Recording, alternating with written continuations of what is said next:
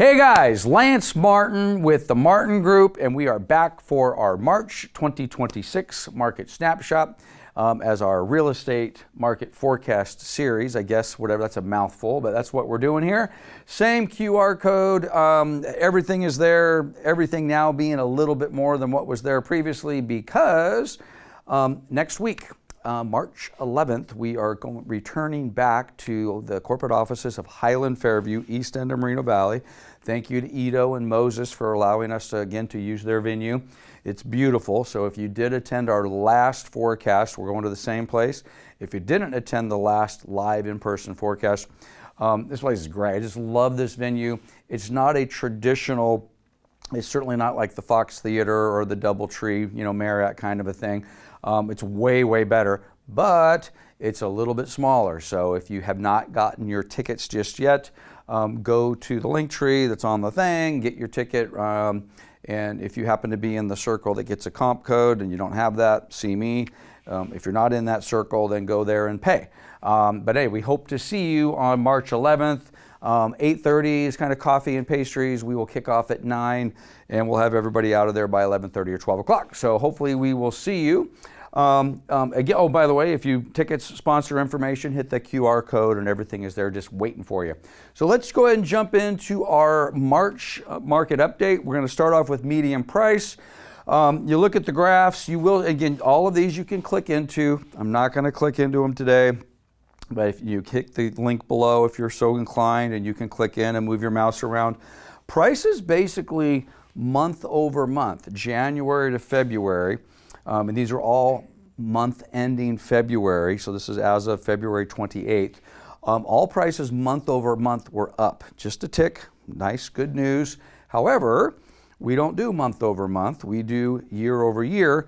So if you go and you compare February 26 to February 25, down 1.7, down 1.4, down 0.8, down 0.9. So they're negative numbers in all four counties, but if they were all positive numbers, up 1 point, up a half a point, I would say the same thing I'm going to say right now. It's basically insignificant, other than the fact that you may see some media posts or something on social media, or maybe someone like me that says, oh my God, real estate values year over year have declined, the world is ending, the crash is coming. You're not going to hear me say that because that's not happening. You always get a little bit of jostling around, but the year over year numbers are negative, which again is not bad. A little bit of stability, a little bit of boringness. I think would I prefer a 0% appreciation or a positive percent? Sure, but guess what? Check in with us next month and these will probably be up by maybe similar low single digits, somewhere in that neighborhood. So at any rate, so prices are stable. If you do happen to see the property values decrease in inland Southern California, or inland, all of Southern California, the four counties, minus San Diego, I guess, yeah, that's true, but no big deal. So new listings, this is an interesting one as well. Again, if you click in here, and it's very difficult to see on the TV screen, but new listings, these are listings that came on the market in the month of February, down. They jolted up, and it's, again, kind of hard to see unless you click in, but they spiked up from December to January. We think we talked about that in last month's snapshot, and frankly, if you kind of look at all of these like little EKGs with the low one here, all these spikes, for the most part, all of those spikes are January. So what we did in January is very, very normal. However, why do I emphasize that? Because now we come over here and we talk about February listings. February new listings were down, and they're compared to February of a year ago, these are pretty significant double-digit decreases, 15%, 20%, 17%, 17% from February to February. That is what it is. Having said that, if we go back, let's go back, and if you click into these charts, it is very, very common for listings to spike up in January and then pull back in February, which is exactly what happened. And if you go back, this is a 15-year chart. I did it, but I'm gonna stick my neck out for those of you that wanna test it. Probably 12 to 13 of the last 15 years, listings spike from December to January, and then they dip back down a little bit from January to February, and then they spike back up here a little bit. So very, very common. I think people kind of get excited after the holiday and say, hey, let's list the house in January, and then maybe a little less excitement in February, and then we kind of go from there. But at any rate, new listings. These are new listings on the market, down, mid-teen to 20% in the 4 counties. All listings, we've been throwing them all together. Again, a little bit of uptick across the board, maybe some more so than others. So again, we did all listings combined. The inventory kind of built a little bit. But again, down from year over year. So not as bad as the new listings, but 8%, 12%, 15%, 13%. Fewer listings February of this year compared to February of last year. Okay, I just think quite honestly right now, the only sellers on the market are serious sellers. I think sellers who would say, oh, we'll put our toe in the water and see what happens. They've realized that things aren't moving quite as fast. So, so I have no problem with that. Having said this, we've been talking a while. We need more houses for sale. We kind of built it and we pulled back. So at any rate, I have no problem with the fact that we have a little fewer listings on the market because we have some interest rates that are positive. Month supply in the, again, interesting, down. 3 months in LA, or 3.3, 2.4, 3.8, 3.8. So that's actually a little bit of improvement. So again, a fewer less listings. They're, again, on the market from 2.4 months to, I guess it's 3.8 months. That's fine. It's healthy. Got no problem with that whatsoever.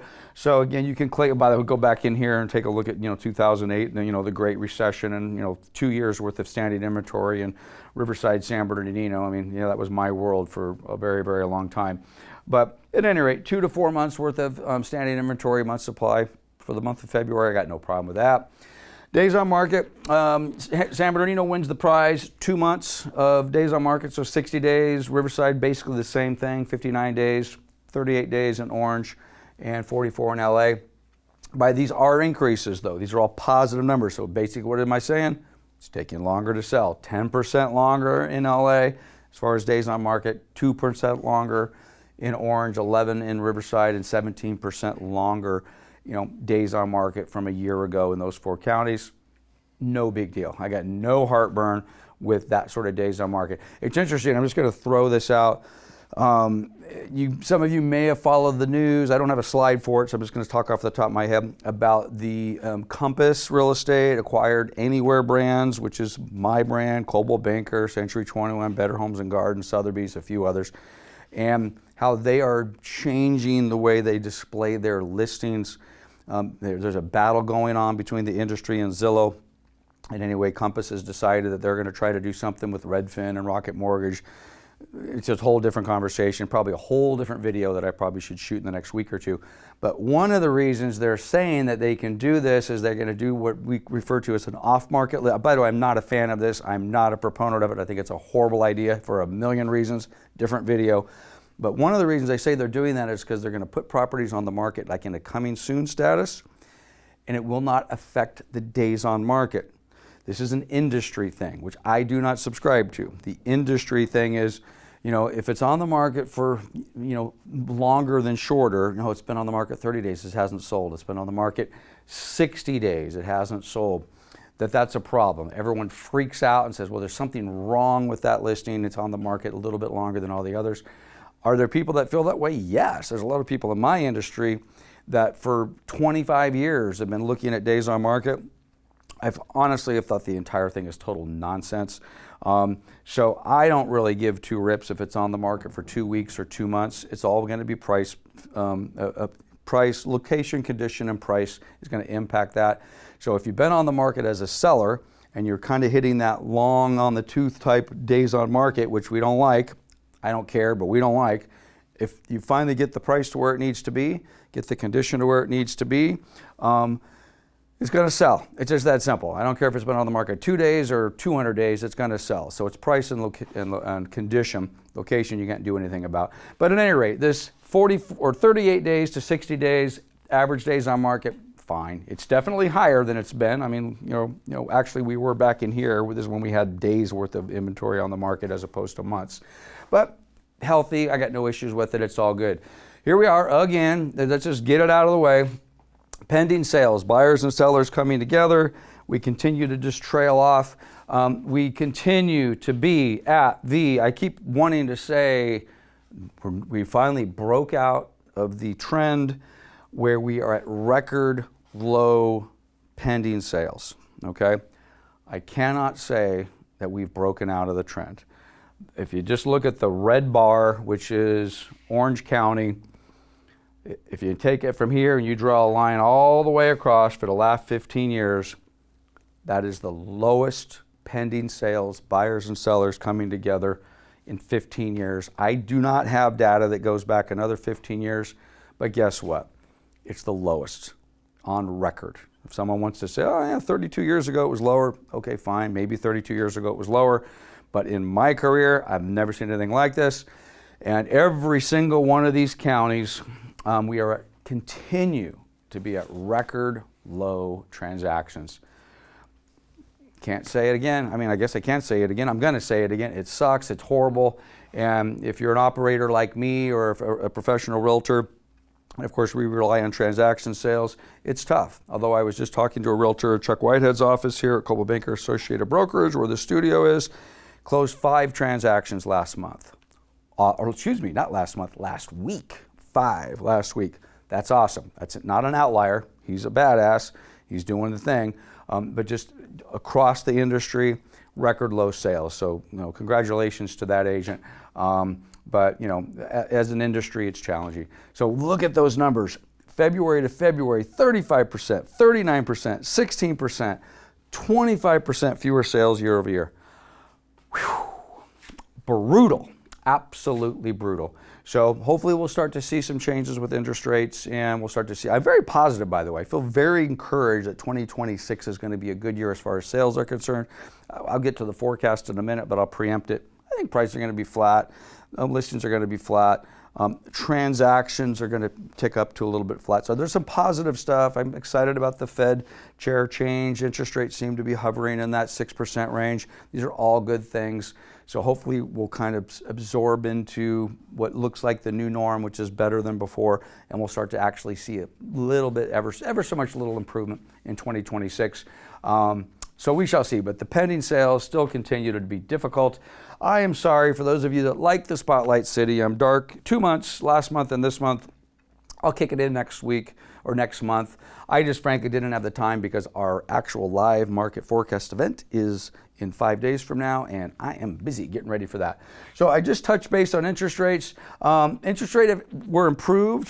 Today they're a little bit higher. We were at sub 6, and for a little bit here we were at 5.9 and 5.95 or whatever it happened to be. We've ticked back up for a few reasons. We got some interesting stuff going on in the world right now with Iran and a variety, and then we got oil things going on with the Strait of Hormuz. All of those things tie into this. You get a little bit of blip in the economy, people get a little bit nervous, and the bond market shifts. But hey, we're still low 6s. This is awesome. I'll take this all day, all day, all day long. Which, by the way, I was talking to a couple lender friends of mine at my sale, actually Danny Coronado, with, oh my God, Danny, I'm so far, sorry, True Lending. And I put these numbers up. These are kind of an aggregate of 30-year conventional, okay?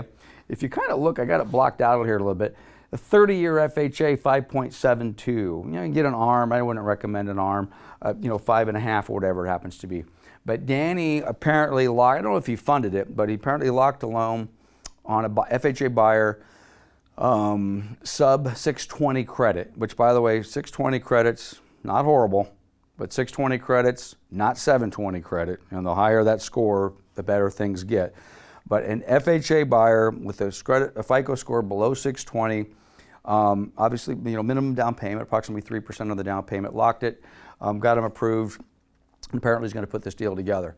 So I was talking to my sales meeting on Tuesday.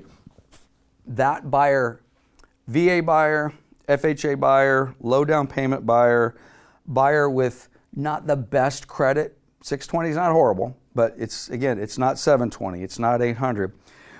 Low down payment buyer, all of those buyers have been frozen out of the market for years. You could not compete. I would feel horrible for the VA buyer. Hey, you got a vet, which, by the way, those buyers are solid, great buyers. But normally if you're a VA, you're coming in with zero money down. And up until recently, you could be competing with 4, 5, 6, 8, 10, 20 offers. cash offers, high down payment offers, a variety of offers that on paper anyway looked a little bit better. So unfortunately, maybe that veteran with zero down got dismissed. The FHA buyer with lower credit and lower down payment got dismissed. Well, guess what? Those days are over. So if you are a buyer and you fit into that category, and you maybe previously were discouraged because you kept getting beaten out by higher offers and conventional offers and cash offers, like I said, those days are over. So if you're an FHA buyer, VA buyer, low down payment buyer, welcome to the party. Come on in and take advantage of it.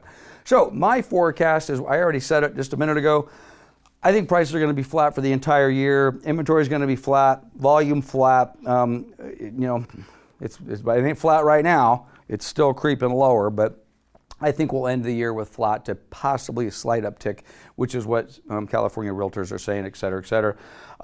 Mortgage rates flat. There does appear to be a consensus, however, with mortgage rates that where we are is kind of be where we're going to be, which, by the way, a year or so ago, I would have been happy at 6.5%. So it appears as though maybe somewhere bouncing around that 6 number, a little higher, a little lower would be great. There are some forecasters out there that are calling for better than a 6% rate, so somewhere in the 5.5 range. That would be awesome. I would love that. If you're a buyer, you certainly would love it. Frankly, if you're a seller, you should love it as well. If for no other reason, it makes your property a little bit more attractive and more affordable to sell, which is great. Also, along the mortgage rate front, talking to some of my lender friends, maybe time for some of you to refinance. So if you did purchase, we had this phrase that I hated that we used for the last couple of years, buy the house, date the rate, because the rate was higher, maybe a 7% interest rate or a 7.5% interest rate. If that's you, give me a call. Let me connect you with some of my lender partners, and it very well may be time for you to take a look at a refinance. Save you a little bit of money, get out of that 7.5, get into a 6. We shall see. So that is my forecast. Again, March 11th, today is March 5th, Thursday. So we're 6 days away. And I'm super excited. Like I said, we're returning back to Highland Fairview office. We're going to do the real estate and politics things in June. I haven't even focused on this. I just need to get the forecast done first. So if you want the politics stuff, we'll deal with that after the primary. A couple of months ago, we started with what I'm calling the landlord-tenant update. I'm not going to shoot a landlord-tenant video today because I kind of already did one. So I had Barry Lee O'Connor. He is the eviction attorney that my office and going all the way back to my mom, when my mom started property management back in 1991, I think it was. And Barry, for Riverside County, for the most part, has been the only eviction attorney that we've used ever since then. So anyway, he was in studio a couple, 3-4 days ago, or maybe last week, I can't remember. And he's been part of my market forecast series because, well, why do we care what's going on with landlord tenants and evictions as far as the real estate market? Well, it's a big part of what we do. If you're an investor or you're a landlord, that's important. And frankly, it's been quite an interesting ride over the last several years coming out of COVID and the Tenant Protection Act. So if this is your world, we sat down 45, 50 minutes with Barry a couple weeks ago. The video is already on my YouTube channel. So that is going to be your March landlord tenant update. So go watch Barry's video and we go back and forth on a few things, and it's good stuff. And I highly, I recommend, and Barry's my guy. We're not going to do the association management up this month. We will do that next time. So I think we've reached the end. This is the QR code. You can get your market forecast data. You can get Barry's video and everything else we're doing. So have a wonderful March. I hope to see you March 11th at the forecast. And if I don't, I'll see you in April. Take care.